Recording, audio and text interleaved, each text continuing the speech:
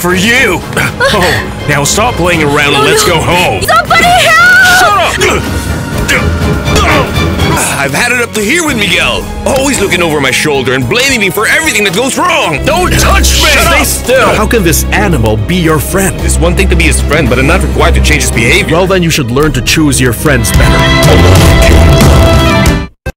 Story time. It's story time. Long time ago, no animals had legs, and only human beings had legs because Makuru had given them. Everybody sit down. All the animals were sad and worried. Sit down quietly. Bam! The other chickens laughed out loud. Listen carefully. Join us every Monday with Grace Ekirapa on the Nighttime Tales. It's story time. It was one of the most significant takeovers in Kenya's banking history. 15 months after the buyout, is National Bank on sound capital footing? Has the COVID-19 pandemic derailed the bank's aggressive recovery of bad debt? How does the bank see risk pricing evolving in the present state of the market? In the next edition of Business Redefined, we host the Managing Director of the National Bank of Kenya.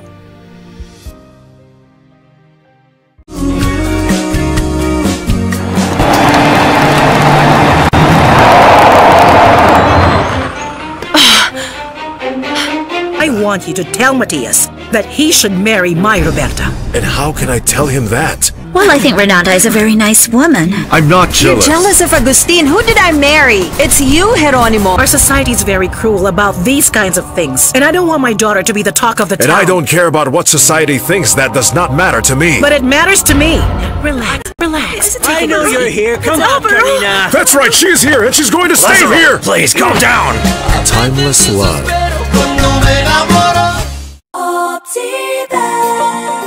Select a plot of value-added land within Garden of Joy gated community off Koma Kennel Road, Machakos. Now kuamue January na 21K with Optiven. Call us now on 0790 300 300.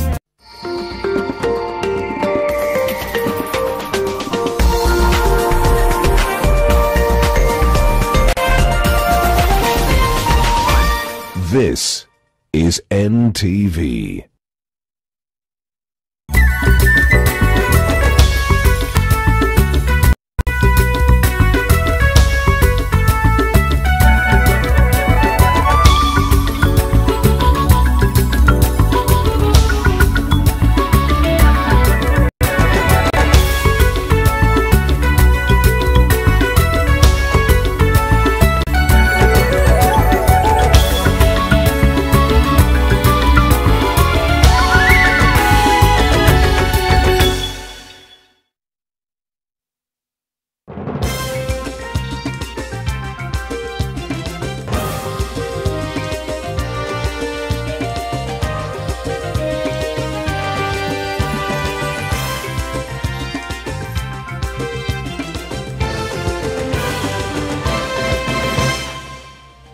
Mtazamaji, hujambo popote ulipo, ni furaha yangu kuungana nawe tena hapa kwenye NTV jioni Jumatatu ya leo. Nikitumai kwamba siku yako imekuwa njema na kupa mwaliko uwe nami hadi tamati tukupashe kwenye taarifa za kina tulizokuandalia, lakini kabla ya kukupasha kwa kina tupate muhtasari. If you waver and do the wrong thing and this country descends into chaos, God will never forgive you. Jaji mkuu David Maraga staafu huku akiwataka majaji kusimamia haki na uadilifu kwa wote nchini. Koti yaagiza mshukiwa wa mauaji ya Kiambu na mchumba wake wazuiliwe kwa siku 14 huku uchunguzi wa maiti ukifanyika. We came to a realization that it is something that has been boiling in that region, the Mount Kenya region, but people are somehow fearful to say it. Kiranja wa Jubilee Seneti yasema barua yake kwa rais inaakisi hadi halisi ya BBI Mlima Kenya. Mchezea Mavi? Pass. Mchezea Mavi? Hata hiyo sijui. Na leo ikiwa ni Jumatatu, tunakupa fursa ya kupima umilisi wako wa methali za Kiswahili kwenye daftari la lugha.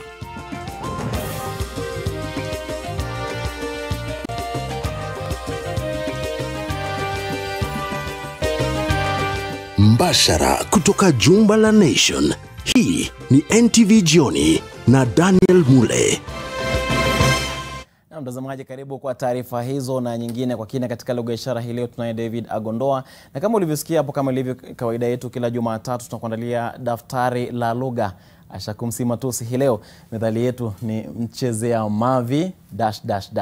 Upate kumalizia pale, kuna alama za dukuduku pale, mchezea mavi na alama za dukuduku upate kumalizia katika daftari letu la lugha. Tutakuwa nikisoma baadhi ya kauli zako hapo baadaye kidogo, na pia tutakuwa tukisikia wananchi wanasema nini kuhusiana na methali hii, ambao tutakuwa nikisoma kauli hizo katika mtandao wetu wa kijamii Twitter, Facebook, hashtag ikiwa ni NTV Jioni @danmule. Nitakuwa nikiangazia hayo, lakini mbali na hayo tuangazie taarifa nyingine, ambapo hatamu ya Jaji Mkuu David Maraga imefikia kikomo hii leo, ikiwa ni baada ya kuhudumu kwa muda wa miaka 4 kama mkuu wa mahakama ya juu zaidi nchini.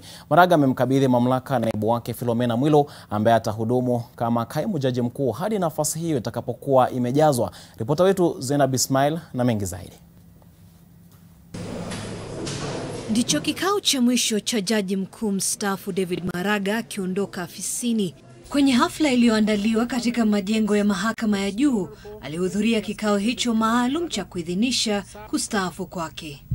My plea to the court that it is just and lawful that an order be made that the Honorable Mr. Justice David Kenani Maraga shall be deemed as having retired from the office of Judge, Chief Justice, and President of the Supreme Court of Kenya at midnight 11th January 2021 upon attaining the age of 70 years. Application by Nelson Harvey, the President of the Law Society of Kenya, succeeds in its entirety, and the same is granted as prayed.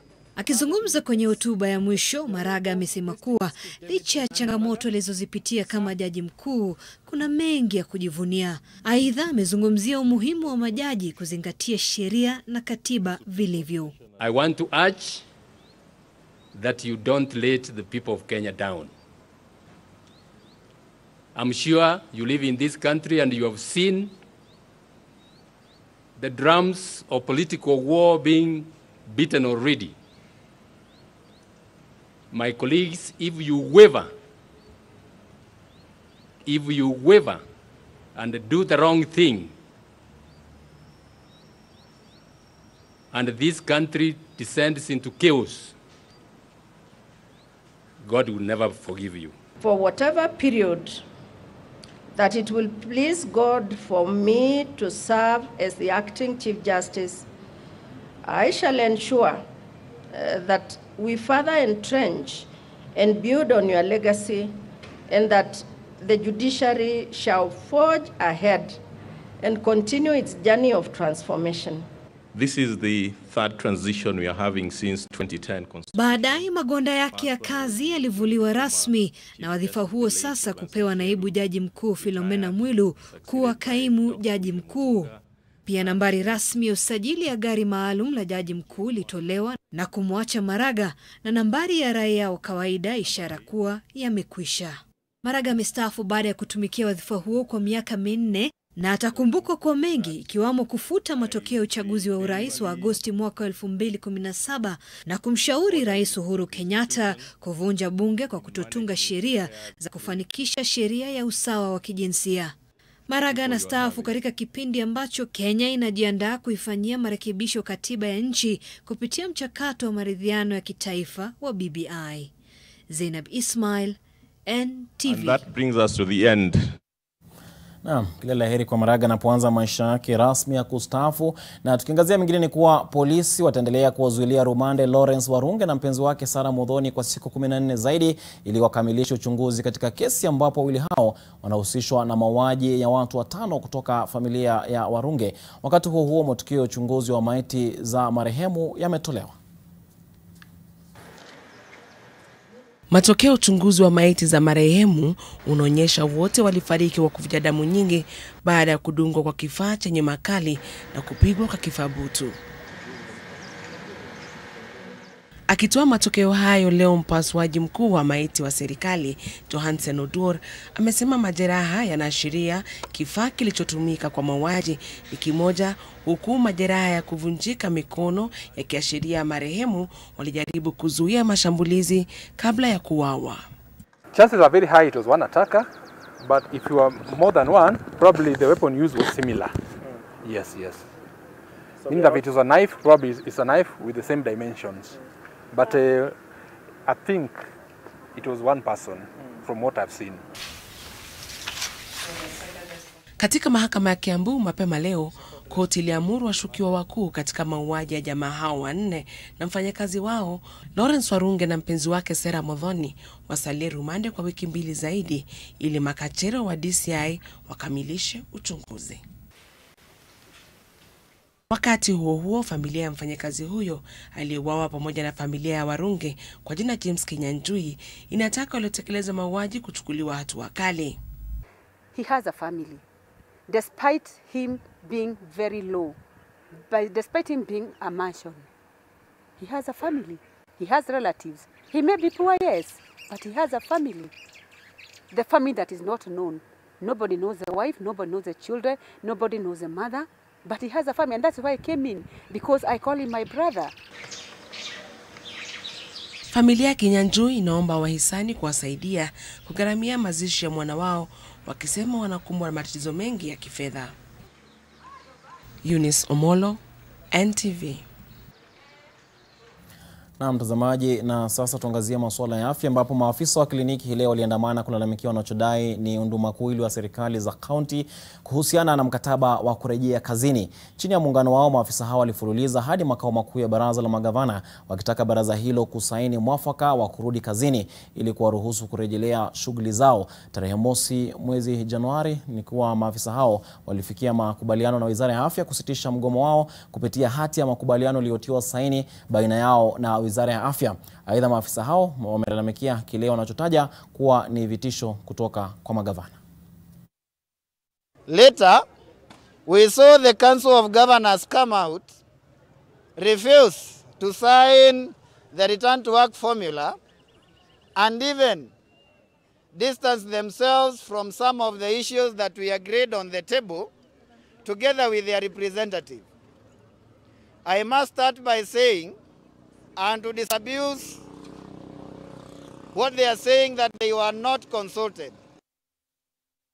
Na kiranja wengi katika bunge la Seneti Irungu Kang'ata sasa anasema kuwa njia ya kipekee ya kuiokoa BBI ni kuweka zaidi ya swali moja kwenye kura ya maamuzi kama alivyopendekeza naibu wa rais William Ruto. Akizungumza alipoitetea barua hiyo aliyomwandikia rais mwishoni mwa mwaka jana, Kang'ata anasisitiza kwamba hajutii barua hiyo, huku akisema aliyoyasema yanaakisi hali ya mambo katika maeneo mengi ya Mlima Kenya. Aidha, aliwasuta viongozi wenzake kwa kukosa ubavu wa kumweleza rais hali halisi ya mambo.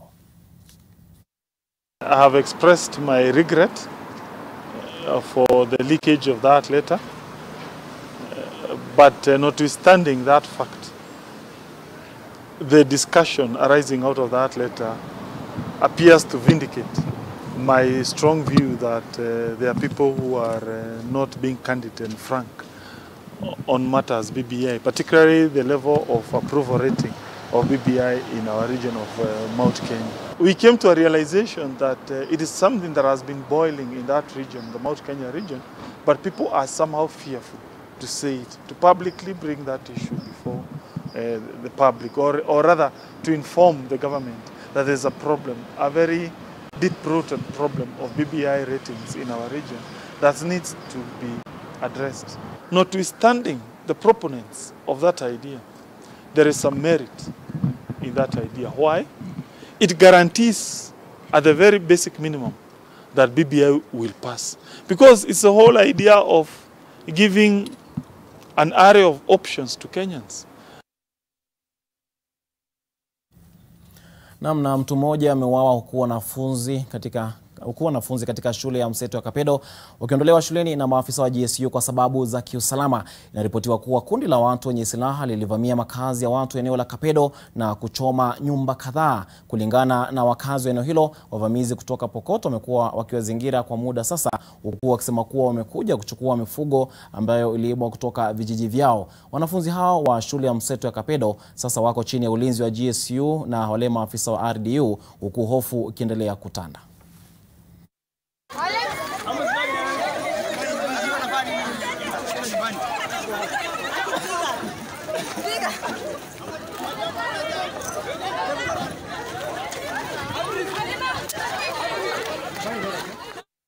Tukiangazia tena masuala ya siasa na uongozi, ni kuwa kinara wa ODM Raila Odinga amejitokeza kuunga mkono wazo na kauli ya Rais Uhuru Kenyatta ya kutaka jamii tofauti kando na Kikuyu na Kalenjin kuongoza taifa hili, ikiwa ni baada ya uchaguzi mkuu ujao. Raila alikuwa akizungumza mtaani Karen baada ya kufanya kikao na viongozi wa Team One Kenya ambaye ni kiongozi wa kundi hilo Maina Njenga. Na Raila amesisitiza kuwa wazo la kubadilisha uongozi wa msingi wa jamii si jambo geni na kwamba mfumo huo unatumiwa na mataifa mengine hapa katika bara la Afrika.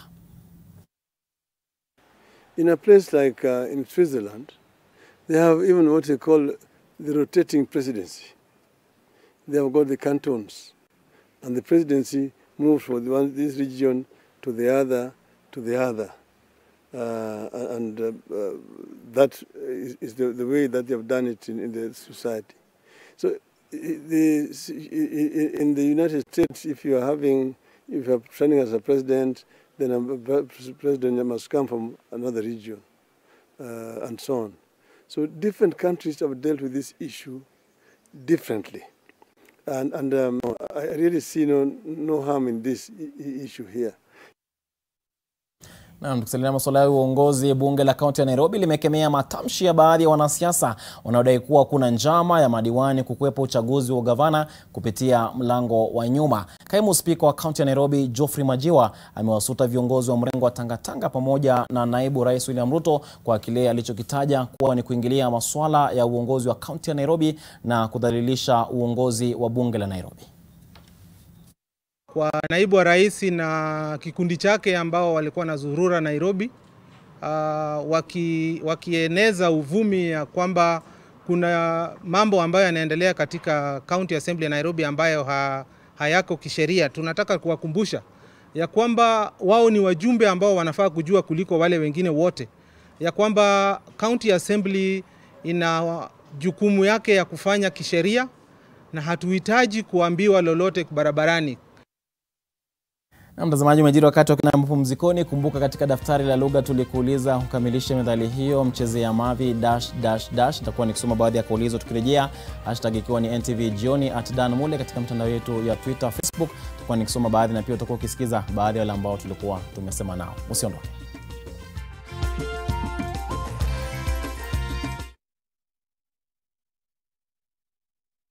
Oya ni aje, mino jonte fresh. Jumio transform ordinary za mtush zenye ziuka mna hii harufu ya bail into the freshest igi koshi yote. Siri ni hii real mpya ya pink. So clean, so fresh. Ma customer unaisana na hii story. Ninatumia aerial touch of down mpya tu.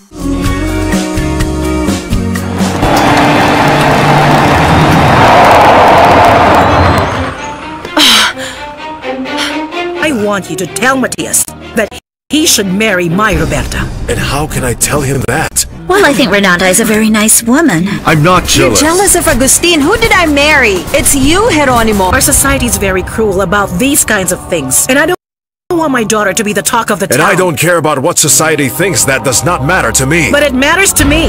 Relax, relax. I know you're here. Come on, Karina. That's right, she's here and she's going to stay here. Please, calm down. Timeless love.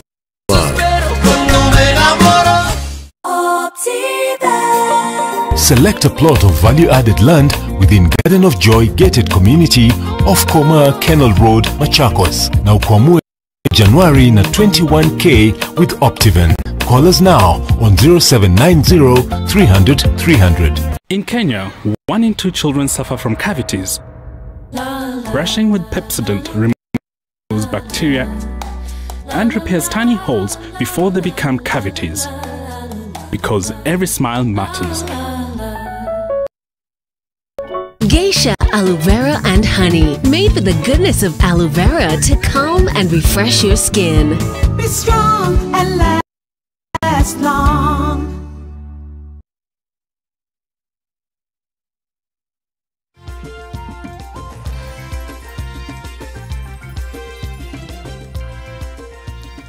Karibu tena mtazamaji na shukrani kwa kuendelea kutazama NTV Jioni. Basi umejiri wakati wa kusikia kauli zako katika daftari la lugha. Swali ambalo tulikuwa tumekuuliza ile ni kukamilisha methali hii, mchezea mavi ... Hebu tupate kusikia baadhi ya wananchi walisema nini kuhusiana na methali hiyo. Nitakuwa nikikupa majibu pale mwishoni tu tukimalizia.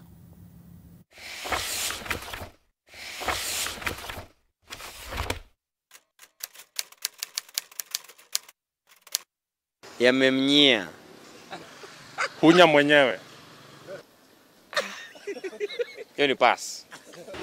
Mchezo ya mafi umnukie mwenyewe. Mchezo ya mafi. Mchezo ya mafi. Ujishafurahi mwenyewe. Mchezo ya mafi sijui hiyo. Unuka vibaya. Mchezo ya mafi. Ulala njaa. Madam hiyo sijui. Uchekwa kabisa. Mchezea mavi. Pass. Mchezea mavi? Pass. Mchezea mavi? Hata hiyo sijui. Mchezea mavi? Sijui. Mchezea mavi? Sijasikia hiyo. Hadi kuna watu wanachezeanga. Wacha tu.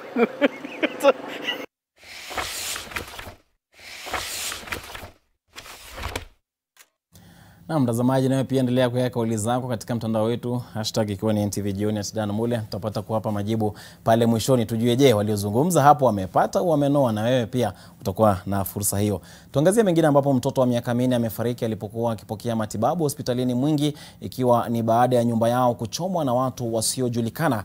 Inadaiwa kuwa familia yake iliponea na majeraha na kwa sasa wamelazwa katika hospitali ya Mwingi wanakotibiwa. Wakazi wa eneo hilo wanadai kuwa hii sio mara ya kwanza kwa kitendo kama hicho kutokea katika kijiji hicho cha Kivou, na maafisa wa polisi wamelaumiwa kwa madai ya kupuuza usalama wa wakazi katika eneo hilo, huku wakitaka haki itendeke na magaidi hao kukamatwa.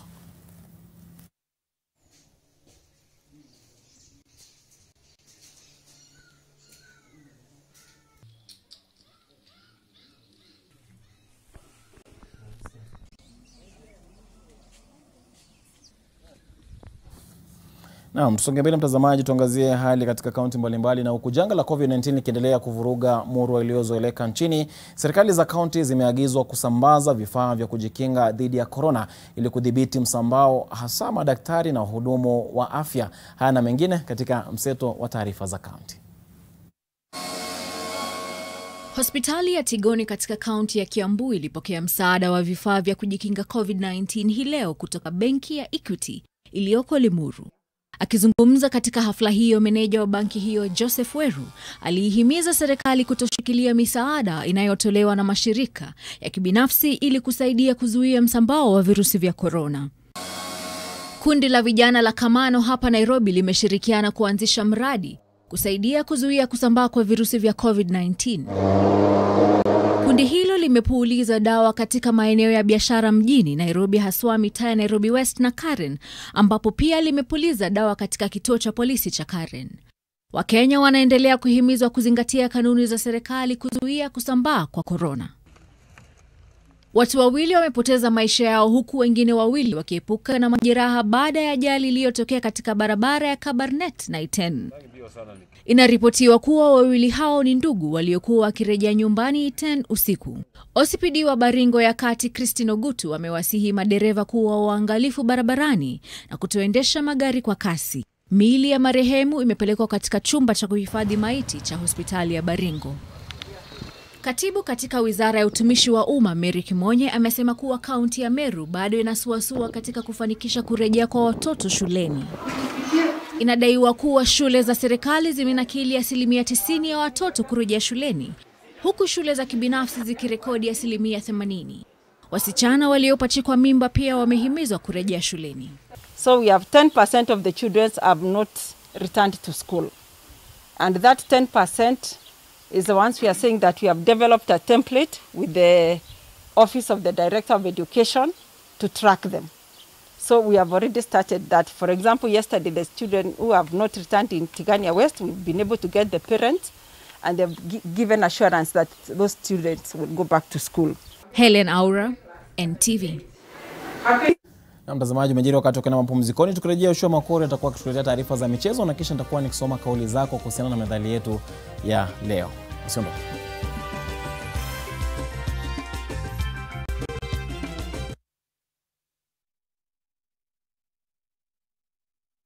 To help fight the spread of coronavirus, learn Lifebuoy's hand washing habits. Wash hands with soap or use an alcohol-based hand sanitizer. Together, let's help fight the spread of coronavirus in Kenya. In Kenya, 1 in 2 children suffer from cavities. Brushing with Pepsodent removes bacteria and repairs tiny holes before they become cavities. Because every smile matters. The peace of mind about the insurance is that if you go down, the insurance will bring you back to where you are. You will sleep comfortably. My name is Wilson Deritomatu. I am a businessman in Karatina town. We took policies so as to cover the assets, to cover motor vehicles, to cover fire, etc. etc. And our coverage, we have about over 20 policies with the UAP. For medical cover, especially me and my wife, because the other insurances refuse to take 700 above. But with the UAP, we found a shoulder to lean on. Congratulations to UAP and Old Mutual for having partnered with the business community.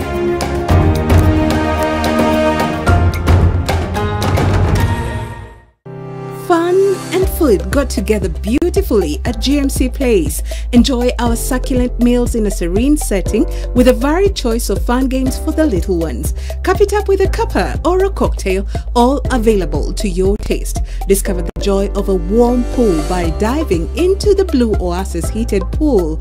Or at GMC Place, the fun never ends. Make your reservation today on 0701 560 560. How powerful is the healing power of Vaseline? We applied Vaseline jelly to one leaf, the other we left alone. After just a few days, the difference is visible. Nothing locks in moisture better to keep skin restored. That's the healing power of Vaseline.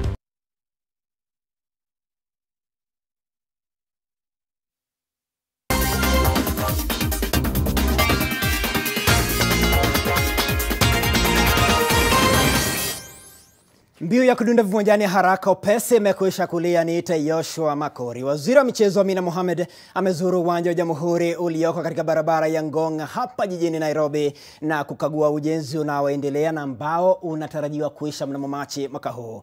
Wakati huo Amina alitia saini makubaliano na waziri wa mazingira Keriako Tobiko ili kushirikiana kujenga uwanja huo ambao umepakana na msitu wa Ngong. In honor of today's signature of this framework of collaboration, the ministry will adopt the blocks of Ngong Forest that are around this sports complex. And I'm greatly honored and privileged that Keriako Tobiko accepted our request to sponsor this forest and to partner with him to ensure that we conserve what needs conservation, we improve what needs improvement, and that we turn this into an amazing green space with a model green complex, sports complex. So asante sana Mheshimiwa for all the support. I'm really happy that today we've been able to complete this work. Kutoka kaunti nambari 47 hadi 001 na ni kwamba Magongo Rangers ndio mabingwa kombe la makumbusho ya marehemu Mohamed Hatimi, Magongo Rangers iliwashinda watani wao Omax FC mabao 4-1 kupitia mikwaju ya penalty. Mechi hiyo ilikuwa imeisha sare ya bao moja ndani ya muda wa kawaida uwanjani Serani mjini Mombasa. Dimba hili liliandaliwa kwa heshima ya kumkumbuka aliyekuwa mwenyekiti wa FKF Mohamed Hatimi aliaga dunia mwaka uliopita. Magongo ilituzwa kombe na shilingi 1115 na Omax FC ilienda nyumbani na shilingi 1090. Jumla ya timu 52 kutoka kaunti ya Mombasa zilishiriki. Katika anga ya mataifa ni kwamba Carlos Vinicius alifunga mabao 3 na kuisaidia Tottenham kuipepeta Marine 5-0 ugenini Roset Park na kuingia raundi ya 4 ya kuwania kombe la FA. Vinicius alitia kimiani mabao yote 3 ndani ya dakika 13, la kwanza dakika 24, la pili dakika 30 na la tatu dakika 7 baadaye. Mabao mengine Spurs yalifungwa na Lucas Moura dakika 32 na kinda mwenye umri wa miaka 16 Alfie Davin dakika 60. Wakati huo huo mlinda lango wa Brighton Jason Steer alibuka kuwa shujaa alipoikomboa mikwaju 4 ya penalty wakati klabu yake ilishinda Newport matuta 4-3 uwanjani Rodney Parade. Mechi ilikuwa imetamatika sare ya bao moja ndani ya dakika 120. Jason alikomboa mikwaju ya Josh Shena Meke, Demetriu, Liam Shepherd na Scott Bennett wakati Brighton ilitamba katika matuta haya yaliyopigwa hadi 14. Leo usiku Stockport County itakuwa mwenyeji wa West Ham United.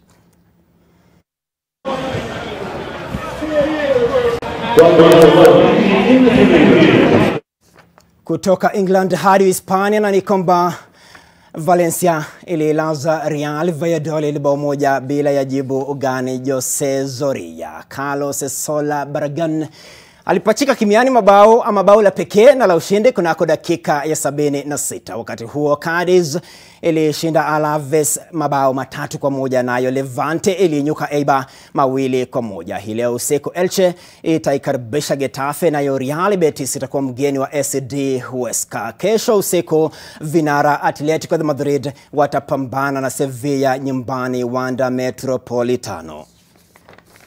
The home side take full advantage of that. It's Anthony Lozano's slide, but it was to be Cadiz this afternoon. Lozano setting up Negredo here, making space for himself and finishing brilliantly past Pacheco, showing all of his class. Carantha, final score.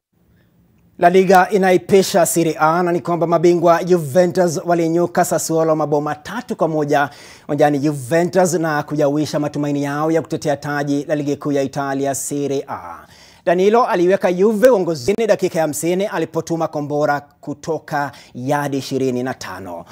Gregoire Dreyfus alikombolea Sassuolo dakika ya 58. Aaron Ramsey alitia kimiani bao la pili la Juventus dakika 82 naye Cristiano Ronaldo alihitimisha ushindi muda wa lala salama. Sassuolo ilicheza kipindi chote cha pili ikiwa na wachezaji 10 baada ya Pedro Obiangi kuoneshwa kadi nyekundu alipomchezea ngware Federico Chiesa. Ushindi huu una maana kuwa Juve iko katika nafasi ya 4 kwenye jedwali na alama 33, 7 nyuma ya vinara AC Milan walio na 40. Inter Milan ni ya pili na alama 37, 3 mbele ya Roma iliyo ya 3. But Juve make absolutely sure. Sasa nakuibia siri kwamba ukitaka kuyashinda magonjwa madogo mwaka 2021, jipe raha na furaha. Unaporuhusu karaha kuingia, umeshusha kinga ya mwili. Nitamana spoti, niridhike zaidi, tutiane kwenye mboni hapo kesho siku mwanana. Mtazamaji nami haraka upesi niangazia baadhi ya kauli zako tulikuuliza katika daftari la lugha mchezea mavi ... Kauli za wawili watatu hapa. Kevin Ndungu anasema hunuka kama yayo hayo. Kisha kuna huyu hapa Governor Sengeli anasema mchezea mavi huyanukia. Kisha kuna huyu mwingine hapa Eunice Githogori anasema mchezea mavi hayuko timamu, anasema natazama kiwa Londiani. Fita Viki anasema hakosi kunuka. Kisha tunaye huyu mchezea mavi, huyo ni mjinga tu anaweza kuchezea Unesco Leshan. Kisha kuna huyu engineer Ojonga anasema hayaachi kumnuka. Tunaye Rasbashir anasema mchezea mavi hayajamnukia. Nimalizie wa mwisho hapa. Mchezea mavi haachi kunuka huyo. Makao anasema ni kuku tu. Kisha Lumasa Jackson anasema mchezea mavi haachi kumnuka. Anasema tazama akiwa Biafra. Hebu tupate majibu sasa, tupate kujua je, maana yake ni nini haswa, ili tupate kujua. Naam, majibu ndio hayo hapo. Mchezea mavi hayaachi kumnuka. Kuna baadhi ambao wanasema hayaachi kumnukia pia. Kwa mchezea mavi hayaachi kumnuka, na matumizi yake hutumiwa kutunasihi kukaa mbali na watu wanaoweza kutupakaza sifa mbaya. Kwa hivyo tahadhari marafiki unaotangamana nao, manake wao huenda wakakupaka sifa mbaya ama kwa kufanya ukaonekana kuwa kama wao. Kwa kimombo unasikia watu wakisema kwamba tell me your friend and I'll tell you whom you are. Basi ina maana sawia na hiyo. Kwa hivyo tahadhari unaojiunga nao marafiki zako, manake huenda wakakupaka zile sifa mbaya na kukuharibia jina lako. Naam, mimi ni Daniel Mule, kwa niaba wote ambao wameshiriki kufanikisha NTV Jioni nasema shukrani. Katika lugha ishara tumekuwa naye David Agondoa. Endelea kutazama NTV.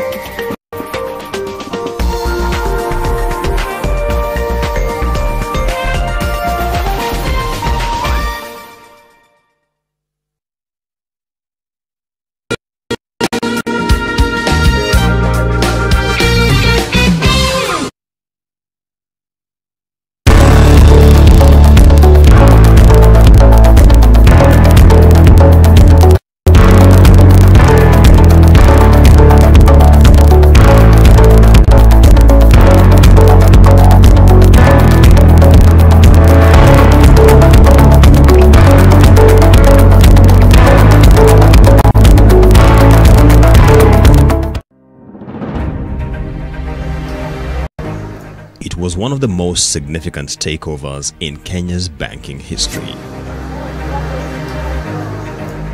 15 months after the buyout, is National Bank on sound capital footing?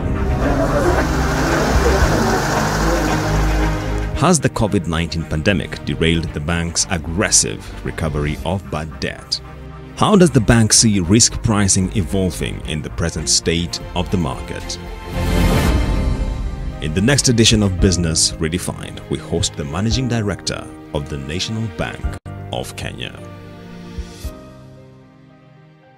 Do more to protect yourself and family from viruses that remain on the clothes. Separate laundry that has been exposed and do not shake to minimize the possibility of dispersing the virus through the air. Soaking your laundry in water and hand washing powder does more to kill germs than just a normal wash. After washing, dry your clothes in direct sunlight.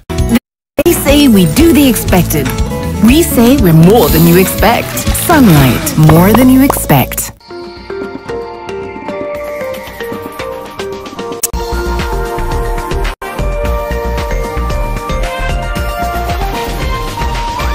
NTV, turning on your world. The following program has been rated GE. It is therefore suitable for general family viewing.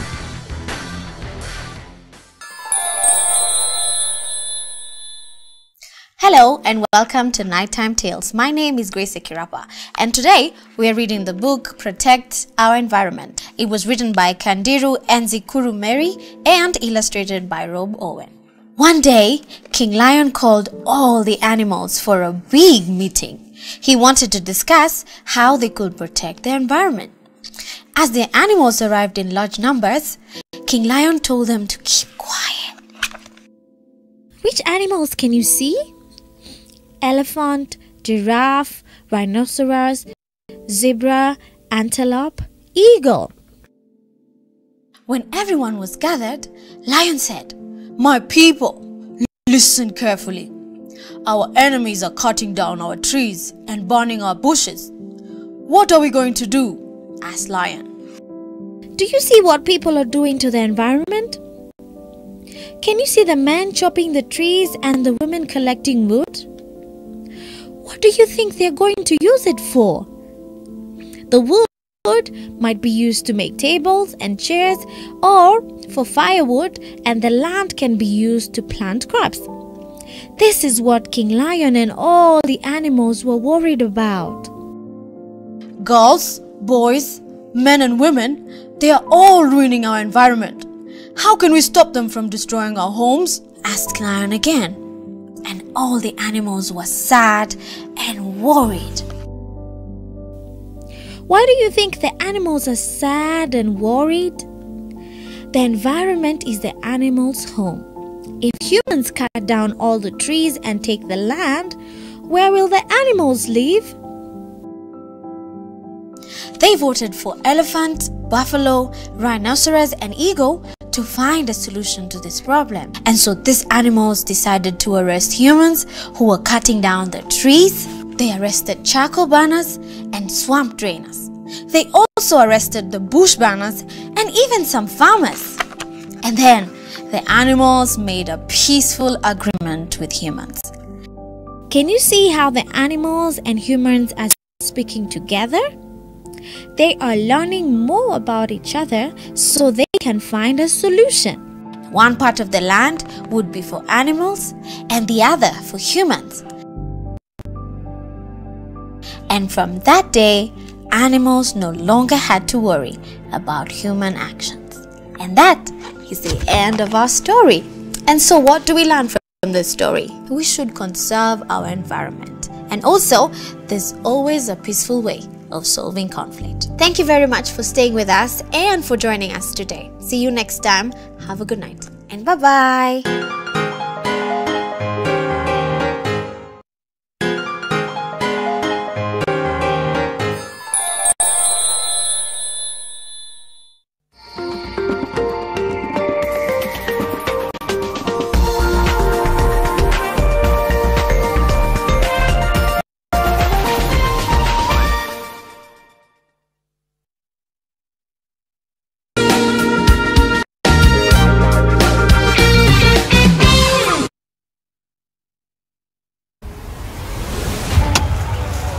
Acha nikae kwenye mpini, hafi njaa.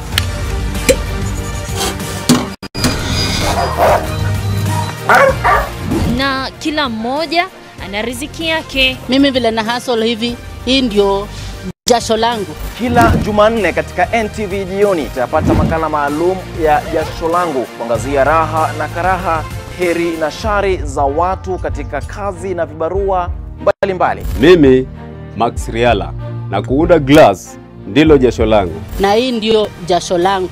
Naitwa The African Dogman na hii ndio haso yangu. Nami ni Daniel Mule na hili ndilo jasho langu.